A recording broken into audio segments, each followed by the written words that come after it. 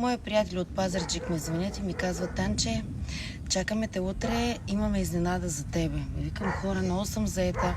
Айде някой друг. Не, трябва да дойдеш непременно. Утре те чакаме. Та вече съм тук. Много ми е интересно какво ще е. Със сигурност няма да е годежен пръстен. Нова къща. Май на този етап не ми трябва. Интересно какво са подготвили. Слизам да видя. Хора, къде сте, бе? Я да видя. Голямата изненада. Уау! Какво е това? От любимият ми мед, домашния. Хора, искам да ви кажа, че по-голям подарък от това няма на къде повече да изисквам. Истински домати. Това са истински домати от село. Ей, това е. Не ви искам къщите, не ви искам диамантите. Леле, какво ще кажете? Пита, откъде взехте тази пита? Ваша? А? Леле, хора.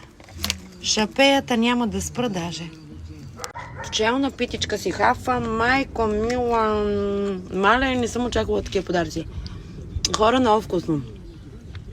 Драга, ке слънцето трепери. Продължаваме с песен "Изпита от мед".